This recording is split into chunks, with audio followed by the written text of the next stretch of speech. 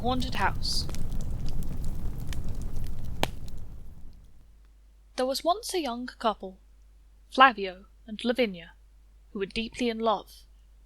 At every opportunity they would sneak off to be alone together, and gaze into each other's eyes, as lovers are wont to do. As with most young lovers, they probably rather thought they were being discreet. But it was obvious to everyone in the town that they were besotted with one another. One day, whilst walking in the gardens, Flavio turned to her and said, "My dearest Lavinia, I could never bear to be parted from you. I wish that we may spend the rest of our lives together, until we are old and grey." "Yes!" exclaimed Lavinia. "Oh, yes, yes! I wish it too." Then a look of great sadness darkened her fair features. "But my father, he will never allow it. And all because of those silly old stories about there being a ghost in your house." Flavio's residence, you see, had been the site of a grisly murder, hundreds of years prior. I shall not describe to you the gory details of this case, for it would be enough to chill the bones of the bravest and strongest man. Suffice to say, Lavinia's father, Signor Pantalone, had heard the story, and he wasn't a man to take any chances. Indeed, Pantalone was known around the town for his immensely superstitious nature. He would go out of his way to avoid a black cat, and he would never lay his hat on a bed. When he entertained, he always ensured there would never be 13 guests, and no one ever gifted Pantalone a knife, for if there was not a coin around that he could give you, he was the type of person who would insist upon pricking you with it, to ward off the bad luck that way. One thing he certainly always did was to avoid Flavio's house. He would take long detours on his errands, to avoid even venturing down Flavio's street. He had been observing his daughter and Flavio for some time, and he was indeed beginning to worry. He would never let his daughter move into that supernatural death trap. Flavio was very aware of all this as he mustered up the courage to knock on Pantalone's door. "What do you want?" snarled Pantalone. Flavio thought he better come right out with it. "Sir, I have come here to ask for your blessing, that I may have your daughter's hand in marriage." "Absolutely not. Not so long as you dwell in that cursed house of yours. I will never allow it." Lavinia, who had been waiting just a little way off in an alleyway, had had quite enough. She ran out from her hiding-place, enraged, with angry tears streaming down her face. "Father, why must you always obsess over these old superstitions? Flavio is a good and honest man, and why, his house is the grandest in town. It has been in his family for generations. All of our relations consider us a suitable match. Why would you deny us our happiness for the sake of an old tale?" "Oh, so you would rather be betrothed and at the mercy of malevolent spirits, may be cursed, may be dead, than to remain here with your mother and I? There are terrible spirits in that house, my daughter, and I fear for your safety. And as long as your beau insists upon inhabiting his haunted mansion, I simply may not allow it. That is all I have to say." With that, he slammed the door in their faces. "Do not worry, my love. The most magnificent palace in the world would seem as a dilapidated hovel to me, if you were not to dwell there as my wife. I shall return home, and ask my servant Mezzottino to prepare the property for sale at once. I shall need to have him make a sign," said Flavio resolutely. "I will love you no matter where we live. Oh, I pray you find a buyer soon. Lavinia! Come here this instant. My father calls. I must go. Good-bye for now, my love." Upon hearing of his master's resolution to sell the property, Mezzottino was very much dismayed. Both he and his master knew the house wasn't at all haunted. It was little more than a rumour, and neither of them had ever seen or heard anything out of the ordinary. However, Flavio was a rather heavy sleeper, and something that Mezzottino certainly hadn't shared with his master was that, for a small fee, he had been letting groups of curious sightseers into the house at night. It's amazing what you can do with flickering candles and some well-hidden bits of string, so this made him rather a lot of money. In fact, considerably more than he earned as Flavio's valet. He decided he must convince his master to keep the house. Right, so, you appreciate the urgency of my situation, yes? Prepare a for sale sign at once. With respect, sir, I think you are making a grave error. Why, have either of us ever once seen so much as a poltergeist in these halls? Would you ever find a house that you liked as much as this one, your ancestral home? It is true. It is a terrible shame that I must leave this house that has been in my family for generations, but what else would you have me do? I must wed my Lavinia. Sir, I have a plan. We shall invite old Pantalone to come and inspect the house himself. His daughter is quite insistent that she will marry you come what may, and he can hardly refuse to come when it concerns his daughter's safety. The house is not haunted. We know that. We will make a great show of all your wealth, such that any man would forget to think of spirits. You are right. Surely the old man cannot deny the suitability of this match once he has seen all of my family's riches. Go forth and issue a formal proclamation at once. Mezzottino was only too happy to hurry straight over to old Pantalone's house, and make the proclamation that he and his daughter were invited to dinner the next again night. Flavio's cooks, however, were not happy in the slightest, for the master was having them prepare many grand dishes, at what they considered to be far too short notice. Fresh loaves of bread were baked, and huge salamis and jars of olives were retrieved from the pantries. The best steaks were brought in, and the maids were run off their feet, rolling out pasta and making desserts, in preparation for the arrival of Lavinia and her father. On the day of the feast, Mezzottino and Flavio welcomed the pair effusively, especially Pantalone. Dearest Signor Pantalone, such an honour that you would allow us this chance to entertain you at our humble abode. The house was spotless, and all the finest china was out on display. Pantalone was initially jumpy. However, he was a man with a discerning eye when it came to antiques, for he was in the business of trading with fine luxury wares, and there were many distractions. As he would ask about items, Mezzottino would feign nonchalance. "Oh, this rug. I believe that's Persian silk.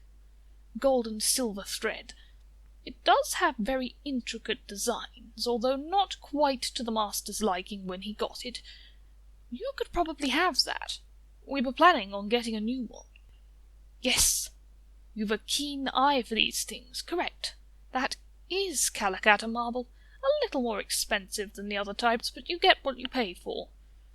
We have it everywhere, even the kitchen countertops. Ah yes, it's 24-carat gold. Specially commissioned."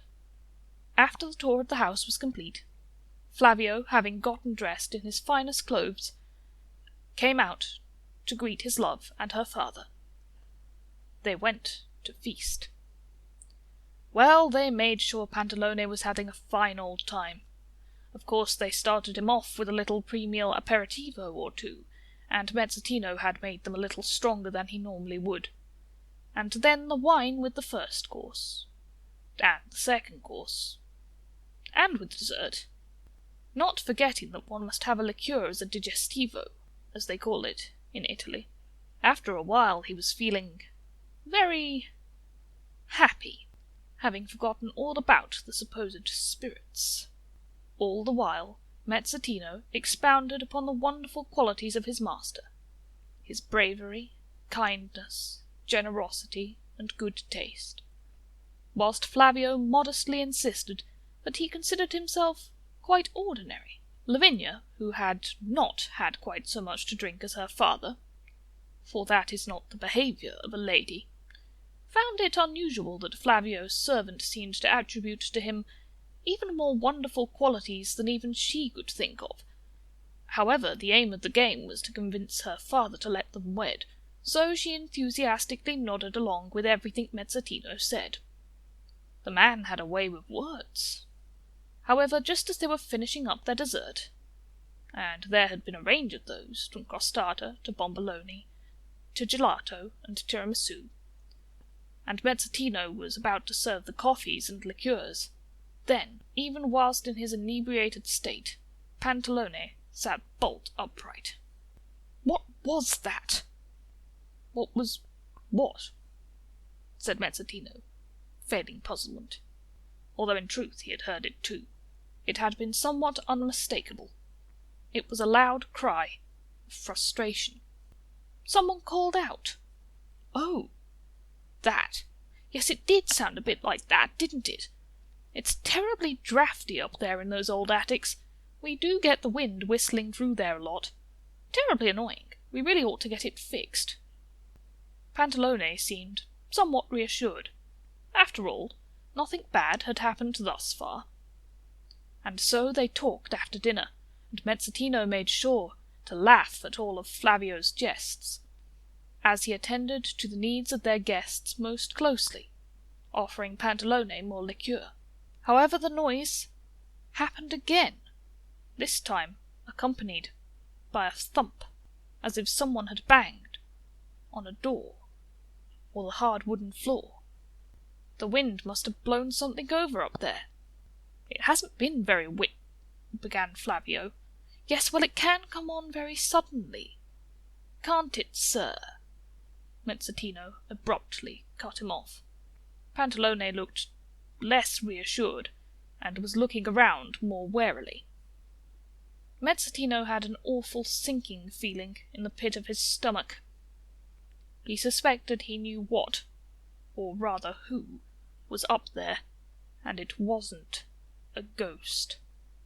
Indeed, it happened again, the third time, and it was very obviously a man's voice.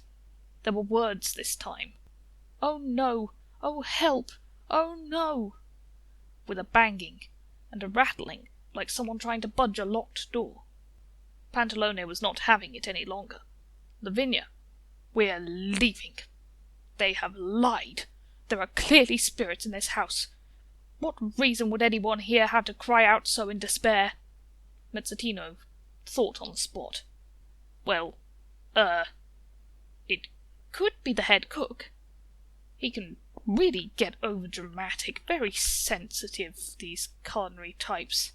We shall have him disciplined." Pantalone wasn't buying it. And what could he possibly be so upset about at this time in the evening? Preposterous! You have both lied. He got up, taking his daughter by the arm, and ran from the house, Lavinia stumbling behind him, somewhat faster than a man who has ingested so much alcohol ought to be able to do so. Flavio was distraught, and ran after them to the front door, but Pantalone had already grabbed their belongings and summoned a carriage. As he climbed in, dragging Lavinia with him, he shouted, "She will set foot in this house again, over my dead body!" "I love you, Flavio." "I love you too, my sweet Lavinia." Whilst Flavio had been temporarily distracted, attempting to catch his love, Mezzatino had come to the conclusion that the noise was exactly what he feared it was, for he had poked his head into the servants' quarters, and all had seemed quite calm. The cause of the noise was a young man named Arlecchino, who had gone on one of the haunted house tours, and evidently become lost. Mezzatino could have kicked himself. He'd assumed the young man had simply gotten bored of the tour, and left. He wasn't the sharpest tool in the box, but for goodness sake, who wanders off in an allegedly haunted house in the middle of the night, and gets themselves locked in a closet? Flavio rushed back in. Why, if this is a spirit, I hope that once we expel it, it spends the rest of eternity burning in hell. My Lavinia will never be allowed to come near me again. I swear to you, Mezzottino, that it was one of the servants. They shall never work in a good household again. Sir, having checked in on the other servants, I find it very unlikely to be either. We must search the house for an intruder. You take the west wing, sir. I will look in the east wing. I thought the sound came from the east wing. Should we not just both go up there? We must be thorough, sir. Either of us would be a match for any sneaky thief we might find who's gotten himself lost in the attics. We shall cover the whole house quickly if we both go and check each end. I suppose you're right, Mezzottino. I tell you, if I'm the one to find him, he'll regret the day he was born. And with that, he grabbed a heavy-looking brass candlestick, and set off towards the west wing with a purposeful stride. Mezzottino quickly ran up the servants' stairs, of which his master had no real knowledge, and was soon in the right part of the east wing, having located the small spare room in which Arlecchino was trapped. He unlocked it with his set of master's keys. A valet is a very important servant, and so along with the housekeeper, he had all the keys for the entire household. The housekeeper must have come round later than she usually did, for this spare room, which had been cleaned that day, should have been locked well before his tour had begun. Young man, what is the meaning of this? You were told to stay close to the group. The spirits might have seized you, Mezzottino added, sensing an opportunity to further the lore of the whole place. I needed to, relieve myself. I thought that this perhaps looked like the way to the privy. They trapped me in here. Mezzottino paused. There was no chamber pot in this room.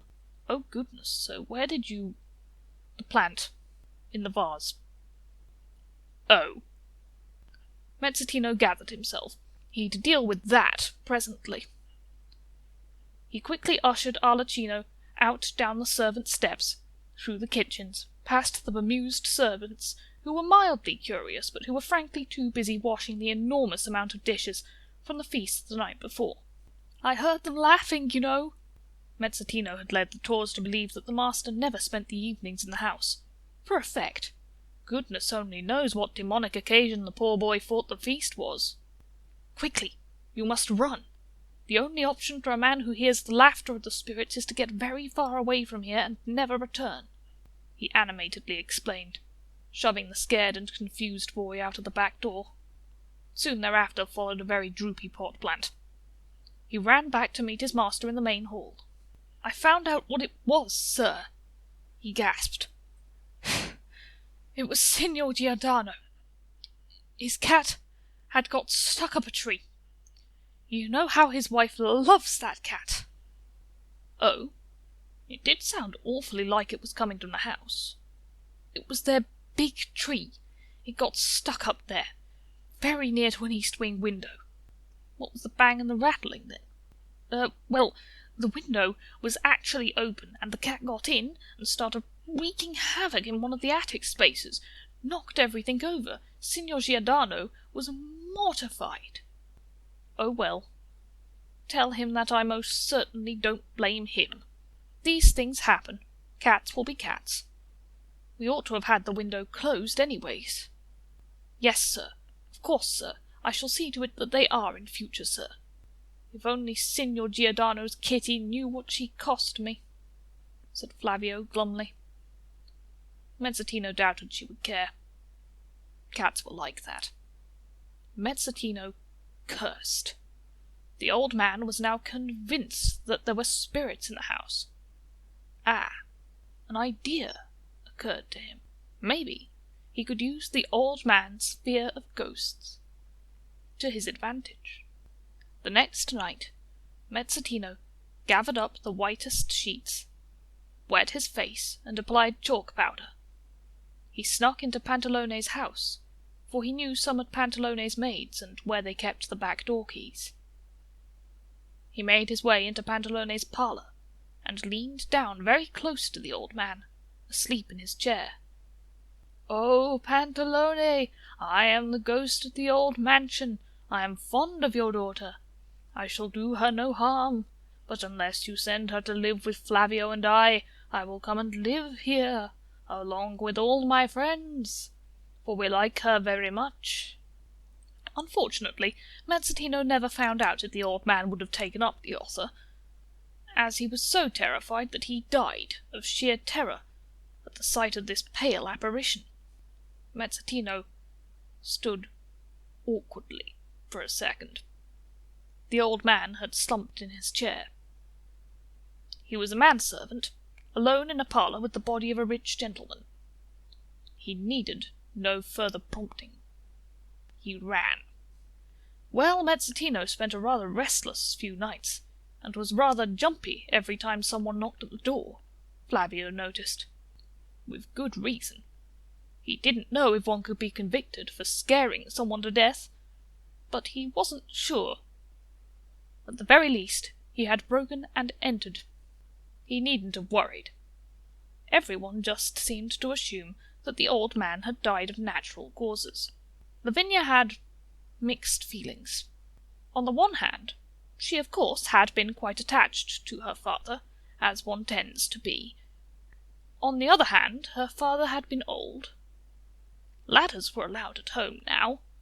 She could sleep with her feet pointing in any direction she liked, and she could finally marry her love, Flavio. And so Lavinia was soon distracted from her grief by the planning of a grand wedding. On the day of the wedding, most of the town was assembled in the congregation. Lavinia looked radiant in her bridal gown, and Flavio beamed at her as she walked into the church, escorted by her mother. She had tears in her eyes, probably a mixture of both joy and sadness. She joined her husband-to-be at the altar. "We are gathered here today to witness the matrimony of Flavio de' Rossi and Lavinia Pantalone. If anyone here knows of any reason why these two should not be wed, speak now or forever hold your peace." At this moment the sky outside seemed to darken, and the church felt dreadfully cold, as the figure of old Pantalone entered the church, exactly as he had looked in life, except that he was grey, and had a phosphorescent glow about him. He began to advance upon the bride and groom. He seemed to glide instead of walk. He raised his arms and let out a long wail of anguish and anger. Flavio and Lavinia were frozen in horror, only for a moment, before Lavinia let out a terrified shriek, and the couple ran from the church. The panic spread through the congregation, who began to push over pews and shove others out the way, in order to get out of the building. Mezzottino was not in the church, but he was in the house nearby, polishing the finest silverware in preparation for the wedding breakfast. He heard the screams. He went nearly as greyish-white as the spectre of Pantalone himself, when he rushed to the window and saw the phantom pursuing the young couple with terrible cries. Mezzottino was thinking at light speed. He was beginning to regain some of his colour. So, with old Pantalone still around, the house really was haunted. Of course, he'd maybe figured a few things out since he had passed away. He'd had quite a lot of time to reflect, Mezzottino supposed. But he knew that the old man had always jumped on a good business opportunity. Mezzottino couldn't imagine that he had changed all that much. So Mezzottino ran to catch up with the ghostly apparition. "Wait! Wait!" he called. "Stop!" The shade turned. you," it spat.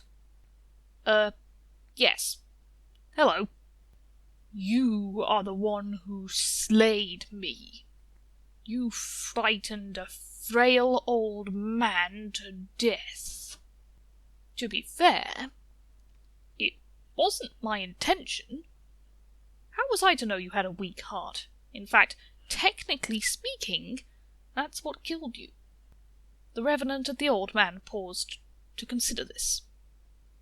"Does intention matter at this point?